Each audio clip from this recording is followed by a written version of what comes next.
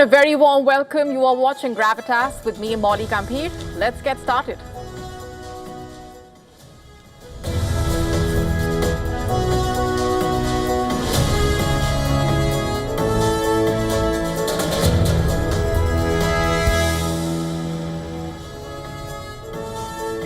Our top focus tonight on Gravitas is on the Russia-Ukraine war. A lot has happened and we are getting you updates from the battlefield, with Russia hammering Ukraine with missiles, unleashing airstrikes across Ukraine as the diplomatic efforts seem to collapse, getting you the bigger picture in just a bit. Also on the show for you tonight, Jaish-e-Mohammed has launched an online course for women. We are telling you all that you need to know, a detailed report coming up in just a bit. British troops in Israel to oversee the Gaza ceasefire. We get you the updates from on the ground. All this and more coming up.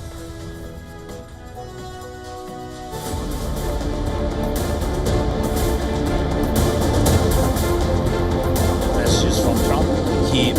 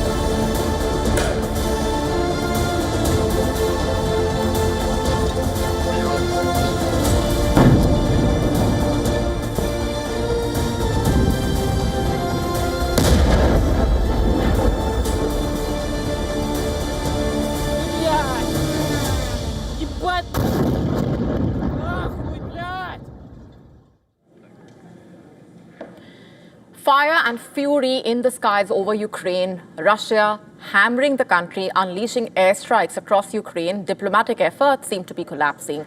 Where do things stand really as far as the Russia-Ukraine war is concerned?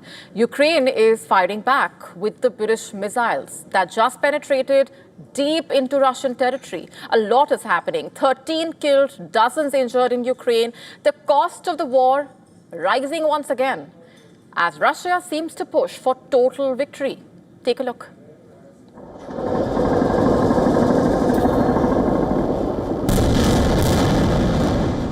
It began under a black Ukrainian sky, streaks of light cutting through the clouds, sirens wailing, explosions echoing across Kyiv and Kharkiv.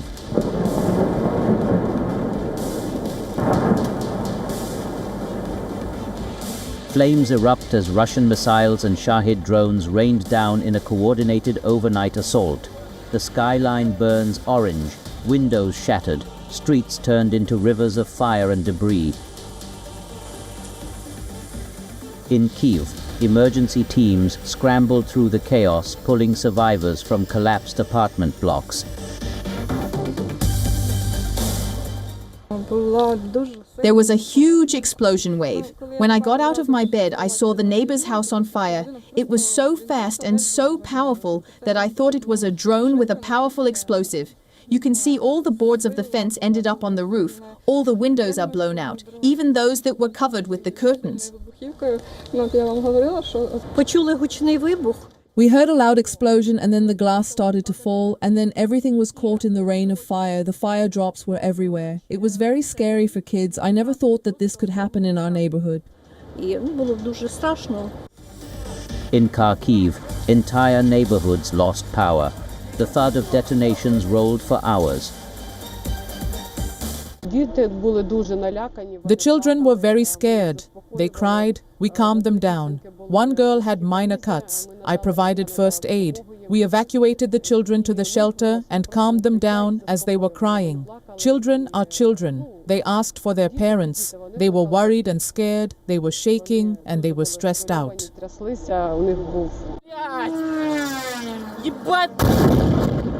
Dramatic footage from Sumy showed a Russian drone diving like a hawk before exploding on impact. Kyiv says Russia launched over 400 drones and nearly 30 missiles. Ukraine too is continuing its deep strikes inside Russian territory. According to reports, Kyiv used British-supplied Storm Shadow missiles. The attack targeted a plant in the city of Bryansk that reportedly produces components used in Russian ammunition.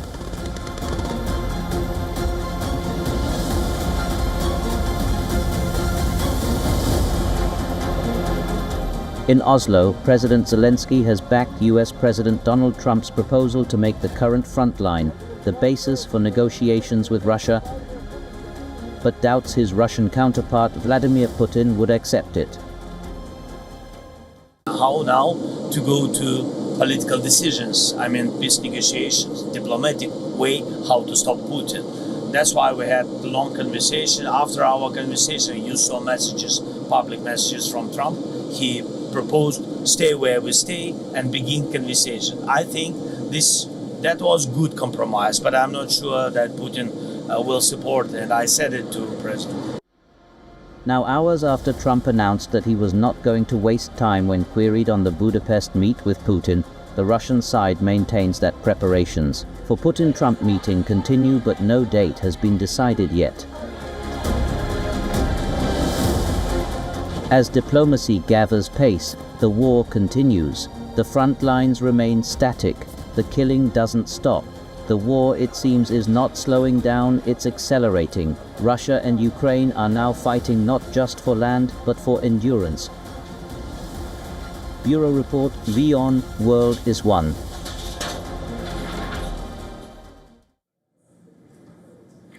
And we're shifting focus for now. In recent weeks, US President Donald Trump seemed to have softened his stance on India. During the Diwali celebration at the White House, Trump announced that a trade deal with India is close to being finalized after his call with Prime Minister Modi.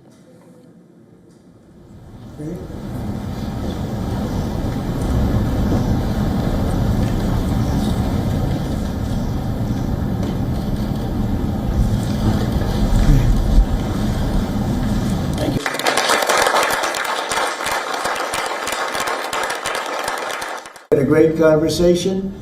We talk about trade, we talk about a lot of things, but mostly the world of trade. He's very interested in that. Donald Trump once again said that Prime Minister Modi had assured him that India would wind down its Russian oil purchases, raising the prospect of a reprieve. In a post on X, Prime Minister Modi acknowledged the call but did not share the contents of the discussion. Listen to this. I spoke to the Prime Minister Modi today, as I mentioned before, and we just have a very good relationship. And he's not going to buy much oil from Russia. He wants to see that war end as much as I do. He wants to see the war end with Russia, Ukraine.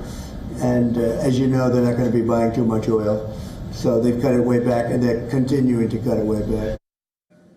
However, there was a slight change in Trump's latest remarks as compared to the earlier statements. Last week, remember, the US president said he had assurances from Prime Minister Modi that India would stop buying oil from Russia. That's what he claimed. On Tuesday, Trump said India will not buy that much oil from Russia. So does Trump want India to stop buying Russian oil or just reduce its energy imports? Previously, the US president had also noted that once the war ends, India could go back to buying Russian oil. Those inconsistencies in Trump's statements raising several important questions. What is his real motive, really? Is it to end the Ukraine war, or is it a geopolitical move by driving a wedge in the India-Russia relations? And is Trump's demand for India to curb Russian energy purchases short-term in nature or long-term? Brahmachalani, a professor of strategic studies at the Center for Policy Research, in a post on X has said, quoting, he has now revised what Prime Minister Modi supposedly told him. It is not that India will stop buying Russian oil, but that it will not be buying too much of it. Trump, without offering evidence, claims that they have cut it way back and they are continuing to cut it way back, quote unquote. He further said, quoting further, India's monthly oil import data publicly available. If Prime Minister Modi were to drastically slash Russian oil purchases, he would face political heat at home for bowing to US pressure. He added, such a move would also undercut India's policy of keeping its oil imports diversified and competitively priced. Trump, in all likelihood, is clutching at straws and calling it strategy, quote unquote. Now, India has stood its ground and diplomatically said the country's choices will be determined with its consumers as the priority. And this brings in another question. Will a trade deal hinge on satisfying Trump's pressure on India to curb Russian oil imports? Still, both sides have said the trade talks are ongoing and moving along at a solid pace. The latest details on the negotiations showing India's willingness to import more non-genetically modified American soya and corn. Previously, remember, India had concerns about importing genetically modified corn and soybeans due to fears of them entering the food chain. While the negotiations are ongoing, potential proposals include allowing genetically modified corn for ethanol production and not direct food consumption. Even genetically modified soya is being considered for India's rapidly expanding poultry and livestock sectors. American genetically modified soybeans are being looked at as an alternative cooking oil option when it comes to expensive sunflower imports. America is seeking new markets for its agricultural products after trade disputes with China. And India has also proposed to buy more US oil for a trade deal. Hopes are for a pact at the APEC summit next week, or at least a mini deal. An agreement is likely to cut the 50% tariff imposed. Some reports citing sources showing that the tariff could be cut to as low as 15%. However, that is yet to be confirmed by official sources.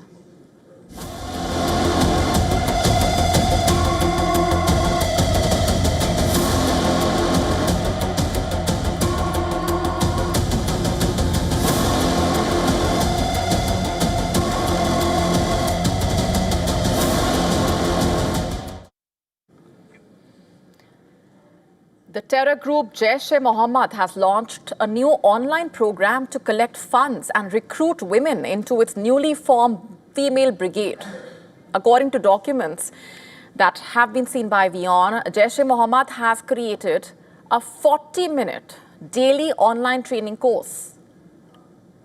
The curriculum will be taught by women from the families of Jaish leaders, including relatives of Masood Azhar, who will present duties to recruits. The recruitment drive is set to begin on November 8. The plan calls for live online lectures on meeting platforms led publicly by Masood Azhar's sisters, who will encourage women to join the brigade, basically. As part of the terror group's broader process here, each woman who enrolls must pay 500 Pakistani rupees as donation and complete the online information form. A practice which further, in a way, exposes Pakistan's blatant hypocrisy, because Islamabad in theory claims to enforce Financial Action Task Force regulations, but groups backed by Pakistan, as is the case in point here with the Jaish-e-Mohammed, openly collecting donations under the guise of center or markaz.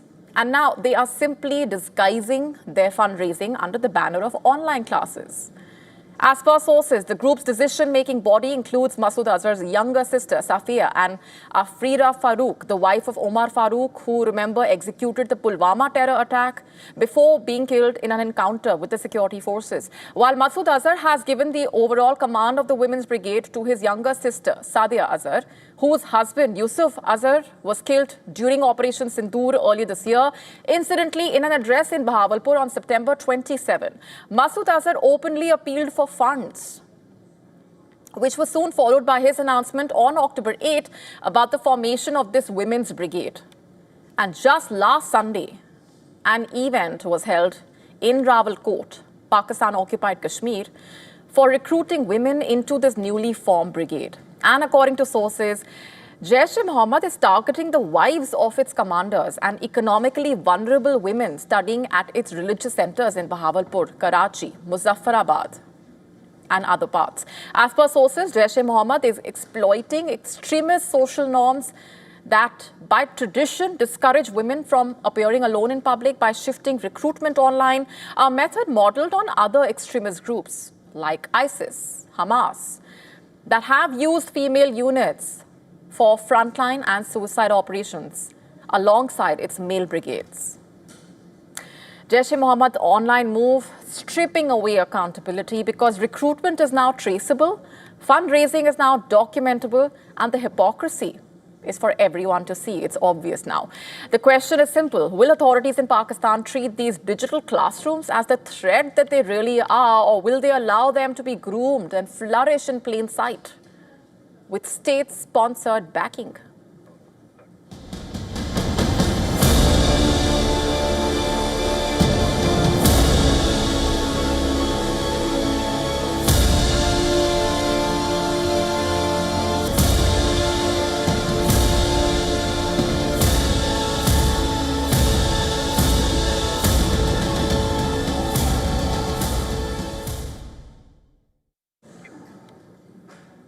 Let's now shift our focus to West Asia, where British troops have joined a US-led multinational task force to oversee the fragile ceasefire in Gaza, a move that signals growing Western involvement in shaping post-war Gaza. The British Ministry of Defense has confirmed that a limited number of its planning officers are now deployed in Israel. Officials say the British officers are not entering Gaza itself and will operate strictly from Israel. On the diplomatic front, US Vice President J.D. Vance met with the Israeli Prime Minister. Earlier today, Vance acknowledged, in fact, the enormous challenge of disarming Hamas, calling it one of the toughest parts of US President Donald Trump's new Gaza plan. We're very excited to sit down and work together on the Gaza peace plan. We have a very, very tough task ahead of us, which is to disarm Hamas. J.D. Vance said Washington's immediate goal is to help rebuild Gaza while guaranteeing Israel's security. Standing beside J.D. Vance, Netanyahu rejected claims that Israel has become dependent on Washington and called the US-Israel bond an alliance of partners. J.D. Vance echoed that sentiment, insisting that America seeks a partner in Israel, not a subordinate state. Earlier in the day, Israel confirmed the recovery of 2 more hostage bodies from Gaza. And that brings the total number of returned deceased hostages to 15 since the ceasefire started on October 10.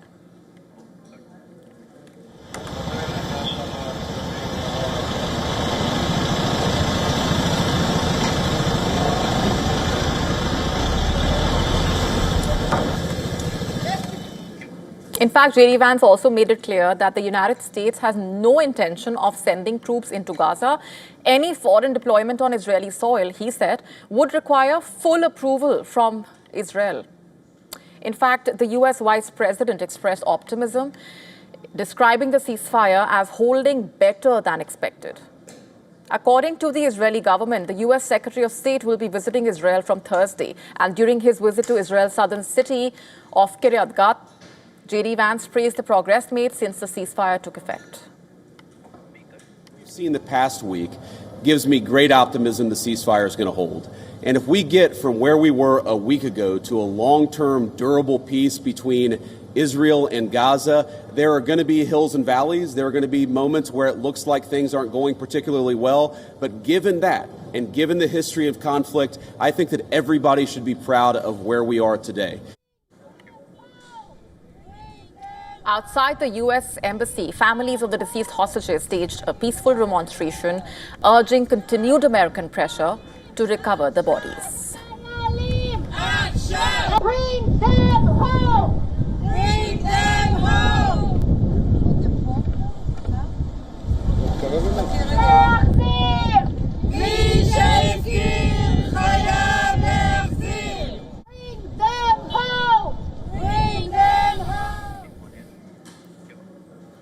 In West Bank, Israeli settlers reportedly attacked Palestinian olive farmers and activists near the town of Turmos Aya. Masked men could be reportedly seen chasing harvesters through olive groves, one man striking at least 2 people with a club, including a woman seen lying motionless on the ground. Palestinian officials saying this is not an isolated incident. More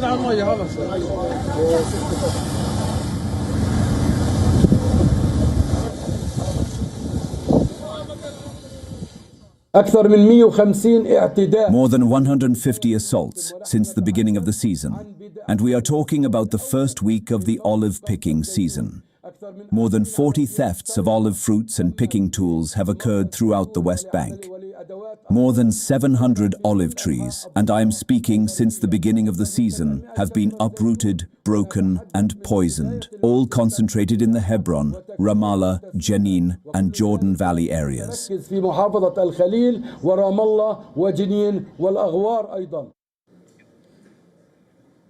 As the mediators, in fact, talk about peace and Gaza's reconstruction, the reality on the ground remains fragile.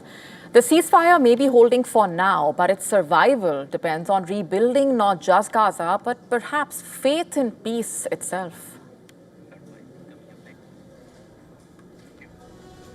And before we go on any further, we are getting you a Gravitas special report on how much money is lost to money laundering every year. This is coming up in just a bit.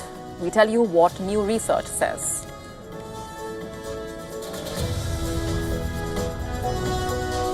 Also on the show for you tonight, with mosquitoes reaching Iceland, we tell you why scientists are worried and the larger implications. All this and more coming up.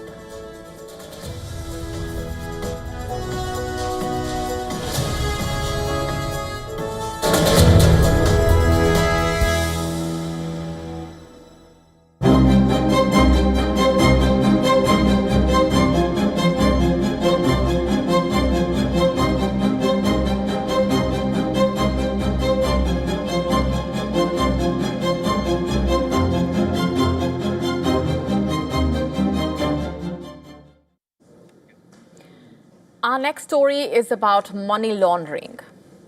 It's a financial catastrophe, quietly bleeding the global economy of an estimated $5.5 trillion annually. According to a new report, about 5% of the entire world's GDP vanishing into the hands of criminals. In fact, the figures this year exposing the brutal truths about how the biggest economies are losing hundreds of billions of dollars each year. China sees around $1,126 billion laundered annually, which is about 6.17% of its GDP. 6.17% of the GDP. The United States alone seeing around $730 billion laundered every year, which is about 2.5% of its GDP. India seeing about $206 billion. Which is about 5.21% of its GDP. Germany suffering losses exceeding $200 billion, 4.5% of its GDP. The UK, $195 billion annually, 5.35% of its GDP. Those numbers are staggering to say the least. In fact, smaller countries, Romania, South Africa even, suffering even more devastating hits relative to the size of their economies. Let's get you those numbers. Now, these are not just numbers on a page. Remember, this is a direct threat to economic stability, public services, global security, money laundering fueling organized crime, terrorism, corruption, destabilizing governments and destroying livelihoods. Financial institutions are drowning in thousands of daily alerts on suspicious transactions. Most of these turn out to be false alarms, but the volume overwhelms compliance teams and allows criminal networks to slip through undetected. The report reveals that this overload correlates directly with the enormous losses that the nations suffer. It also exposes a glaring weakness in the global financial defense. Adding to the dangers, shifting global trade patterns have opened up new loopholes. Criminals are exploiting supply chain disruptions, new tariffs, complex routing schemes that they're also falsifying invoices, in fact, and rerouting payments to conceal illicit funds. There is hope, though. Artificial intelligence seems to be emerging as the best weapon in this fight. According to the research, AI could save financial institutions up to $183 billion annually in compliance costs and help recover over $3.3 trillion lost to illicit flows each year. A survey of compliance experts showing nearly 3/4 see AI as highly effective in detecting suspicious activity, with many ranking it as the most critical tool in their arsenal. So the message here is clear: the financial systems of tomorrow must be smarter, faster, and far more resilient. It is the survival of the fittest in this digital world, or face the devastating consequences of unchecked, illicit finance.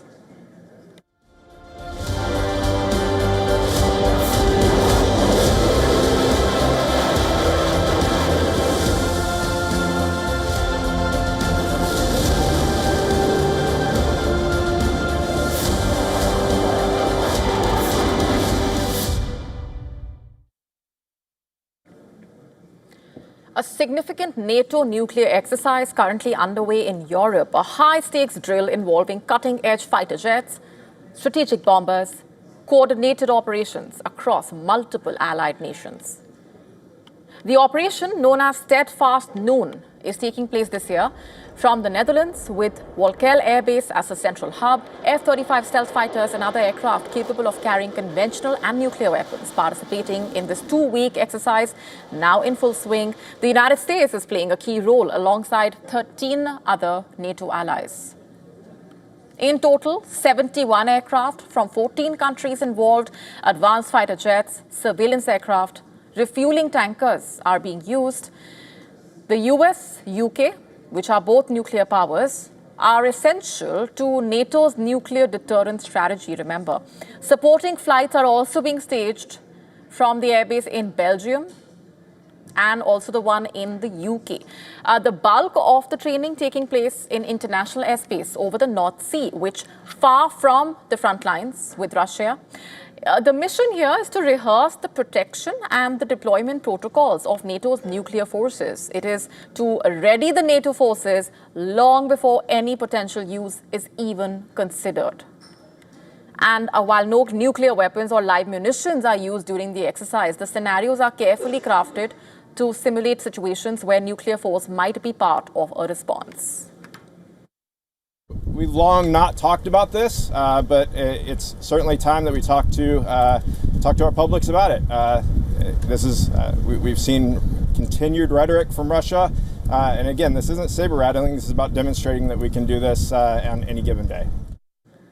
NATO's message seems to be clear. Its nuclear readiness remains sharp, especially in the face of escalating tensions in the region. Though the threat of a nuclear confrontation with Russia has cooled down in recent weeks, as Putin suggested a 1-year extension of strategic arms limits under the New START treaty, NATO officials remain clear-eyed about the broader security concerns. While NATO is busy showcasing its military might, Russia is not staying quiet, of course. In a powerful display of strength, Moscow has conducted massive nuclear drills under the direct supervision of Vladimir Putin. The exercises were aimed at demonstrating the readiness of Russia's nuclear arsenal and featuring the full might of its nuclear triad. From land, sea, air, nuclear-capable missiles were launched in a coordinated show of force. Moscow also launched its intercontinental ballistic missile at the same time. A submarine lurking in the icy depths of the sea there launched a ballistic missile, and completing the triad, a strategic bomber took to the skies, releasing a nuclear-capable cruise missile. All the missiles carry dummy warheads. But in a real scenario, these could be armed with nuclear payloads. Moscow insisting the drills were pre-planned and were not a response to NATO's ongoing exercises. But the message here is unmistakable. Russia is flexing its nuclear muscle, reminding the world of its reach and readiness. Russia's invasion of Ukraine in 2022 and the subsequent nuclear rhetoric coming in from Moscow pushed the NATO in a way to emphasize transparency and unity in its nuclear posture. And this comes even as France, which is another nuclear power, remains outside of the NATO's nuclear planning group. Steadfast Noon has been held annually for over a decade, but this year it takes place amid heightened alert across Europe following a series of drone incursions, some of which Western officials have attributed to Russian interference. The exercise ends next week, but its message will echo far beyond European skies. NATO's nuclear umbrella remains not just intact, but operational and on call. Like this.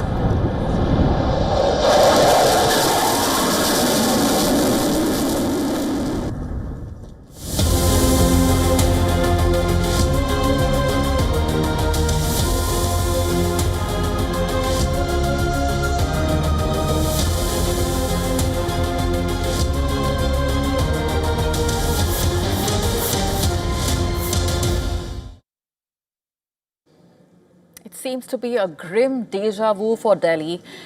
A post-Diwali scenario shrouded in thick, toxic haze. Just about every year, the air quality in the national capital nosedives.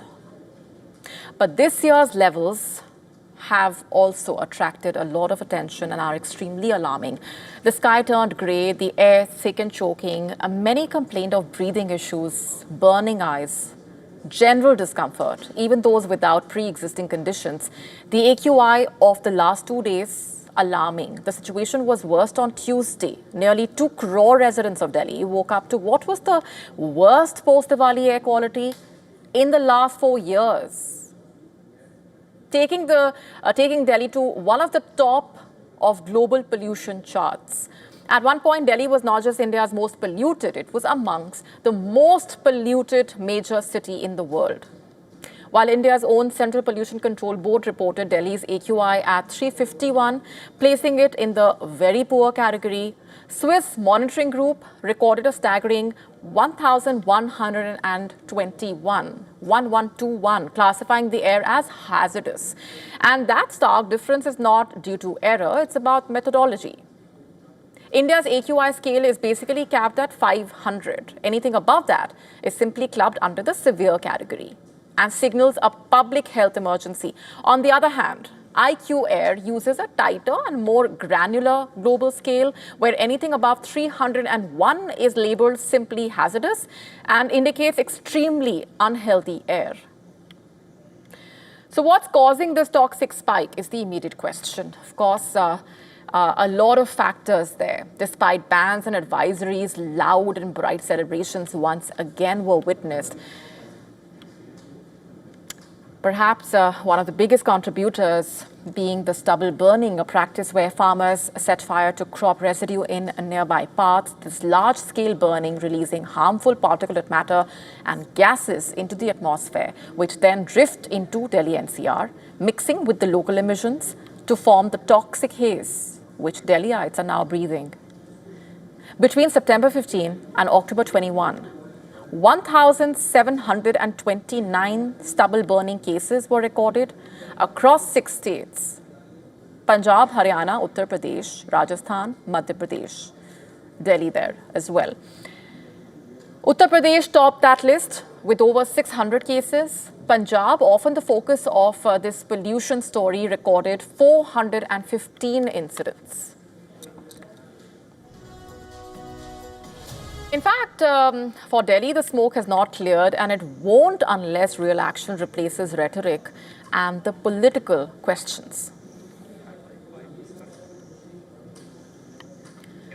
The Singapore Navy has launched its biggest and most capable warship in its history, marking a major milestone in its fleet renewal program. The vessel is designed to function as a mothership for unmanned aerial, surface and underwater systems conducting naval operations. Take a look.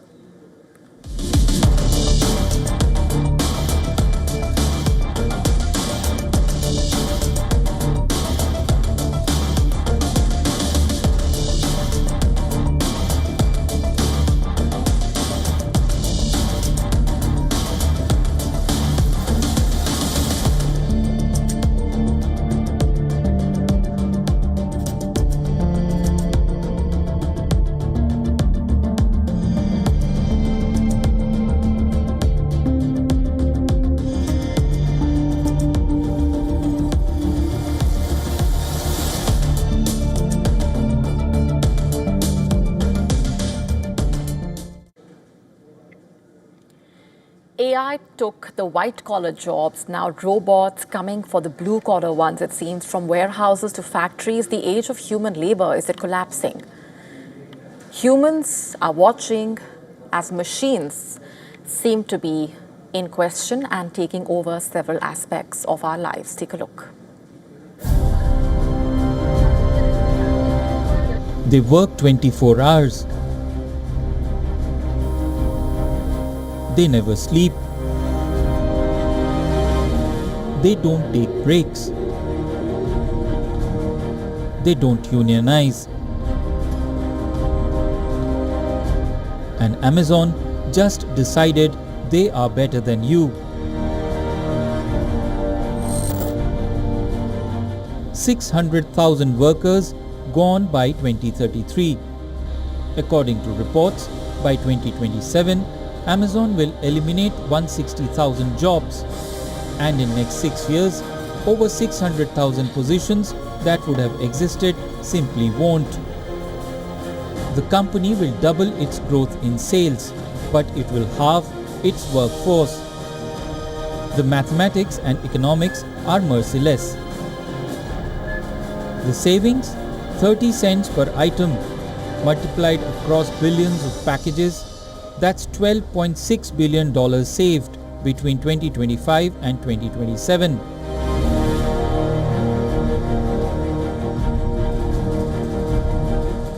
Automation isn't coming, it's already here, and it's exponentially profitable. But Amazon isn't alone. This is a global avalanche. Goldman Sachs estimates 300 million jobs worldwide will be displaced by AI and robotics by 2030.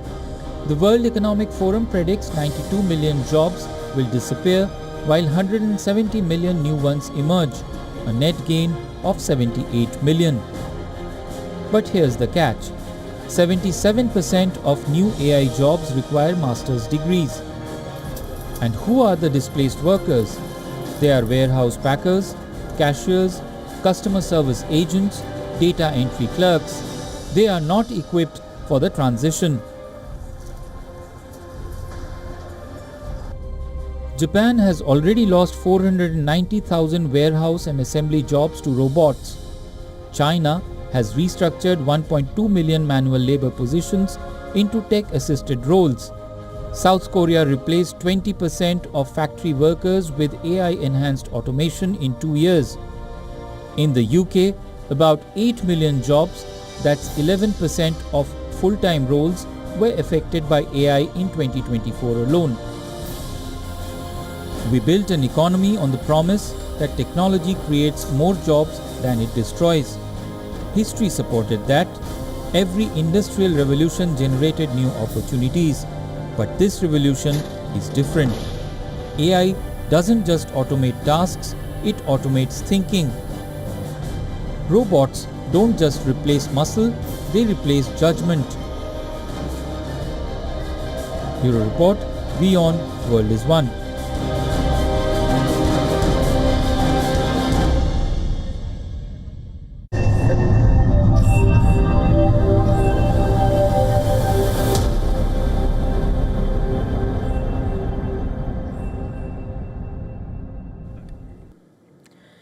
Our next story is about what is being called a universal kidney. Are you curious, confused? Let's tell you all that you need to know. Scientists have developed a unique kidney, one that can match any patient no matter the blood type. No matter the blood type. In simple terms, a universal kidney transplant by converting a donor kidney to blood type O, which would mean it can be compatible with anyone. It's a big breakthrough. Basically, a kidney that can be accepted by everyone, any blood type. It's a major milestone when it comes to kidney transplantation. A huge leap when it comes to helping people get transplants sooner.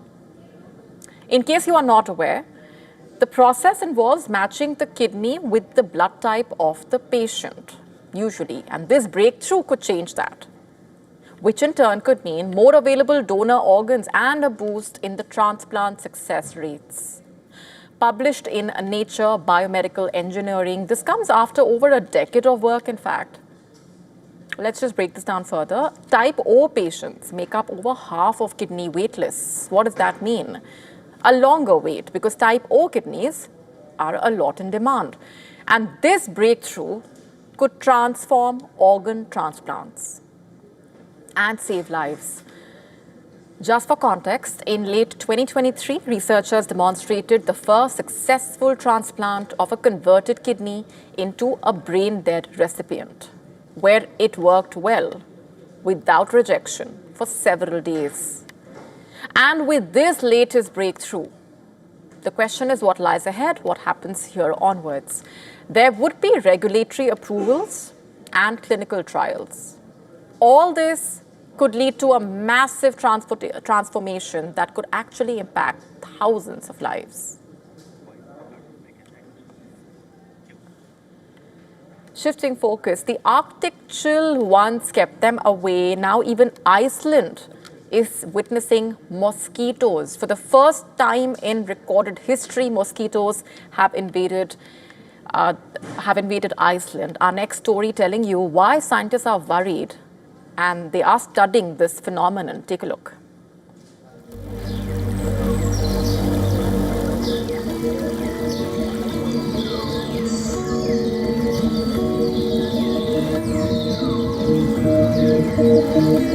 For centuries, Iceland stood as one of Earth's last mosquito-free havens, a land guarded by frost, glaciers and endless winds from the Arctic.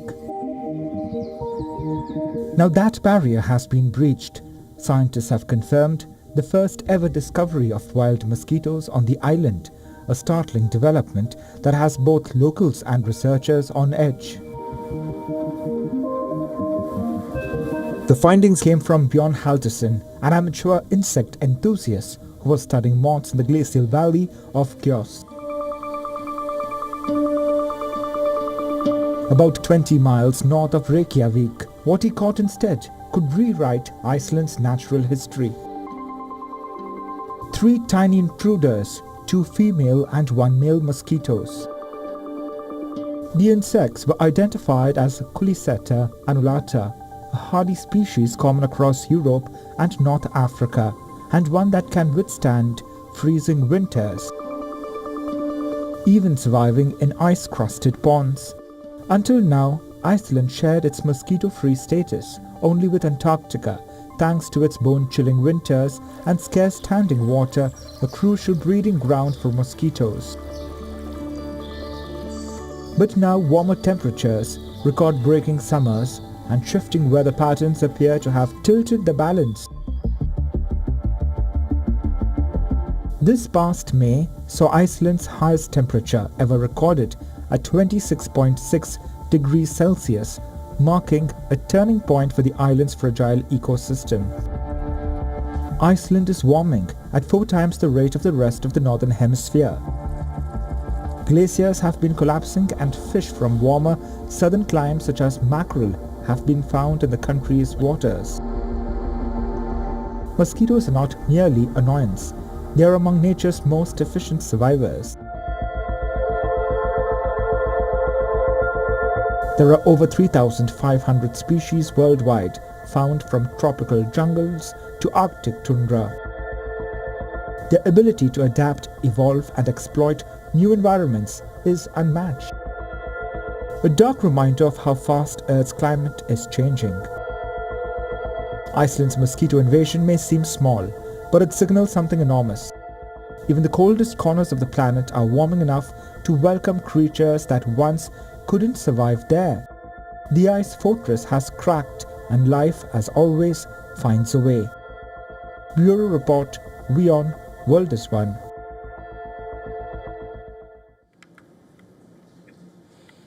They seem to hide where no telescope dares to look behind the sun's blinding glare, and now astronomers have found one massive asteroid that could shatter continents if it struck our planet. Take a look.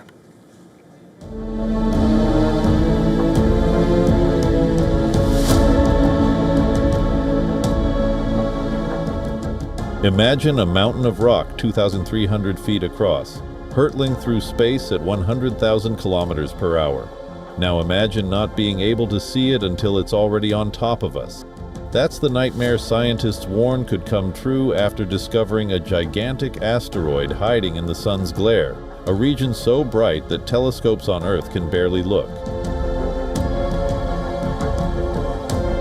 Scientists call them sneak asteroids, colossal space rocks hiding in plain sight, veiled by the sun's blazing light. Now one of them has just been spotted lurking dangerously close to Earth's orbit. The discovery, made by astronomers using twilight observations from Chile's Cerro Tololo Observatory, has shaken the scientific community. This asteroid, estimated to be nearly 1.5 kilometers wide, moves through a hidden corridor, the one region of the solar system that most telescopes can't observe because the sun's glare blinds them.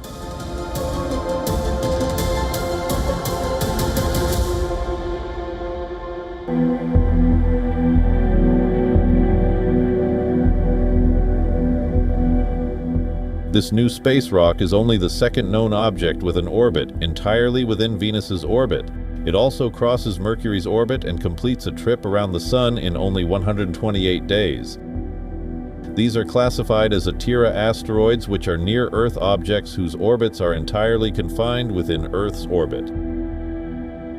If such an asteroid ever collided with Earth, the impact would be catastrophic.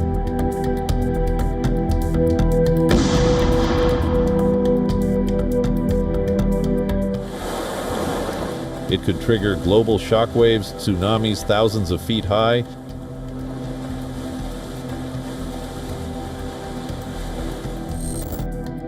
and skies filled with ash cutting sunlight and collapsing agriculture. Experts say a strike from such a body could wipe out billions, ending civilization as we know it. NASA and other space agencies are now racing to improve early warning systems. With missions like DART, which successfully nudged an asteroid off course in 2022, scientists hope to one day protect the planet from the unimaginable.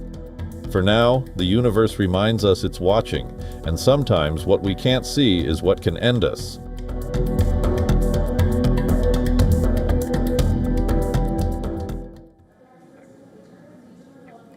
For the first time in cricket history, a side has bowled all 50 overs of an ODI innings with spinners. And the team is West Indies, the side with the greatest legacy of fast bowlers in the game.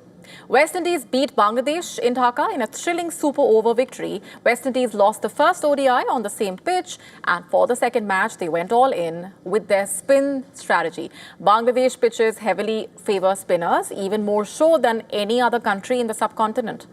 And having learned their lesson from their previous game, the tourists left out paceman Jayden Sales and opened the bowling with left-arm spinner Hossain and part-time off spinner Roston Chase. Hossain only reached his hotel room in Dhaka at 4 a.m. local time on Tuesday after the West Indies selectors summoned him. Following 2 injuries in the squad, Hossain impressed with 2 for 41, while Gudakesh took 3 wickets. The 5 spinners on your screen completed their quota of 10 overs as Bangladesh were restricted to 213 for 7. The previous record in men's ODIs belonged to Sri Lanka. Their spinners had sent down 44 overs on 3 separate occasions, and before this game, the West Indies had never bowled more than 34 overs of spin in a men's ODI. Bangladesh's Mustafizur Rahman was the only pacer to bowl in the match, and the rest of the 42 overs were bowled by spinners, which means 92 overs across both innings were bowled by spinners, which is also a world record. The match itself was an absolute thriller. With the scores level at 213 after 100 overs, it was only a super over that gave the West Indies that victory. So their strategy paid off, but only just. Now West Indies' tactics were dictated by the conditions in Bangladesh rather than their own strengths as a bowling unit. But it's still remarkable for the team, with the greatest fast bowling legacy in cricket, to use 5 spinners.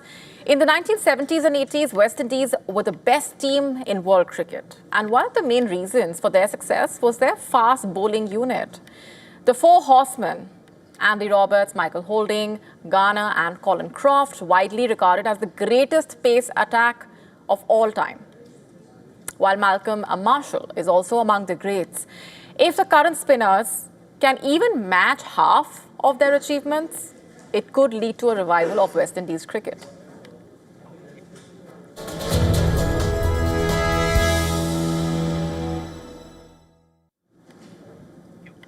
Hollywood's reliance on A-list celebrity star power took a significant hit in 2025, with a string of high-profile films featuring major stars failing to connect with audiences and becoming notable box office disappointments. And this trend underscores a continuing shift in audience preference, where brand and intellectual property often seem to outweigh the growing power of even the most recognizable names in a way. Take a look.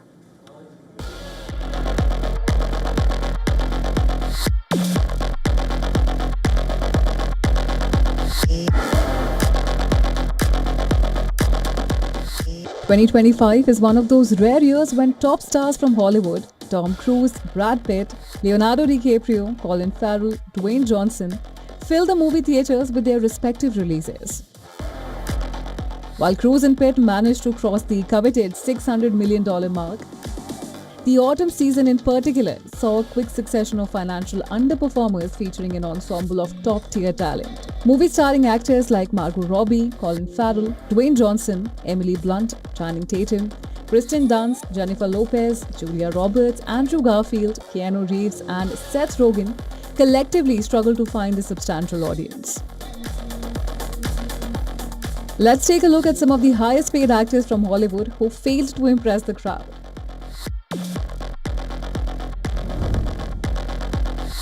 A Big, Bold, Beautiful Journey, this film starring Margot Robbie and Colin Farrell was rejected by moviegoers despite the combined star power.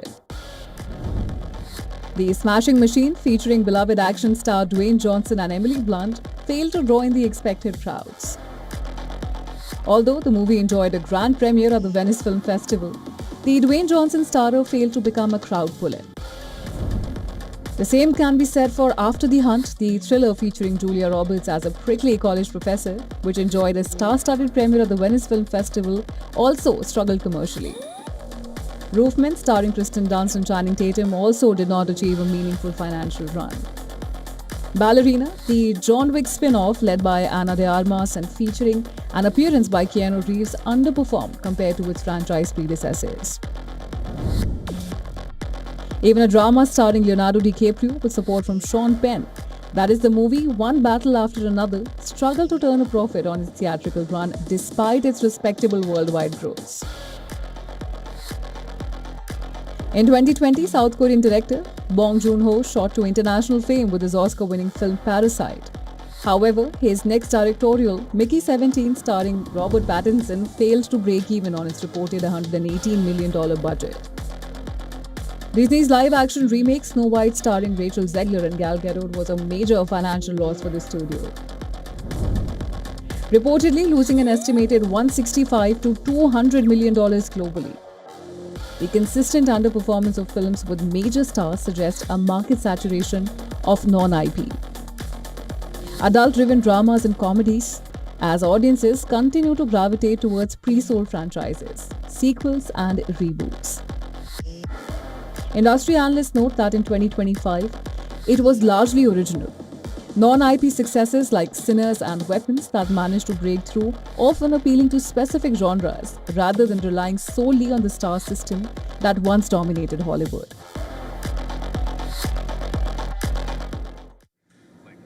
And with that, it's a wrap on this edition of Gravitas Tonight. This is me, Molly Gambhir, signing off. Thanks for watching.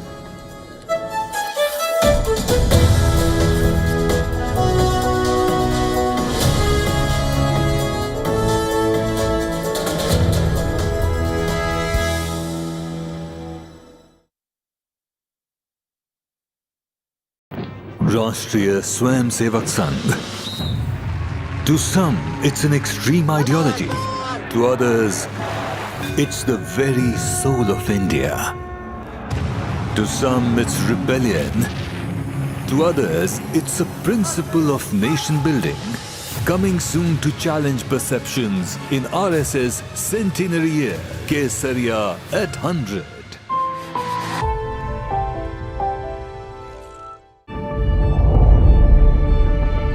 The Earth is sending distress signals. Wildfires, droughts, and melting glaciers. Can we reverse the damage? Explore the harrowing effects of climate change. It's a wake-up call. Global emergency. Climate Tracker on WION World is One.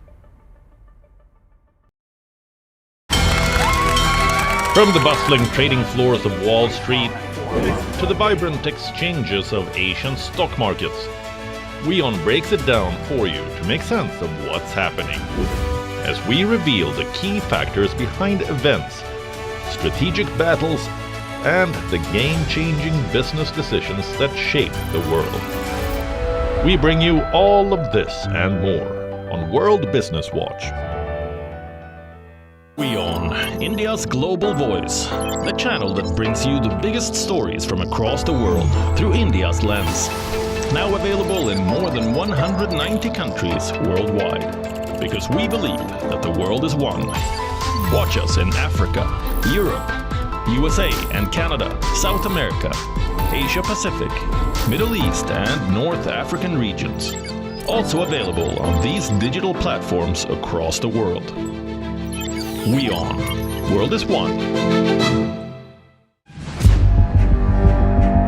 Where darkness hides behind every corner. Where the truth is stranger than fiction. A show that dives deep into the stories which shock and mystify. Unsolved murders. Psychopaths who defy explanation. International war crimes. And millions swindled in financial fraud. The victims, the accused, and the sinister plot. Prime Crime is your front row seat to darkness.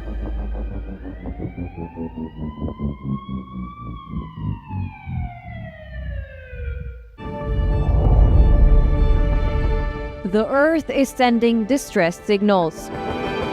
Wildfires, droughts, and melting glaciers. Can we reverse the damage? Explore the harrowing effects of climate change. It's a wake-up call. Global emergency. Climate Tracker on WION World is One.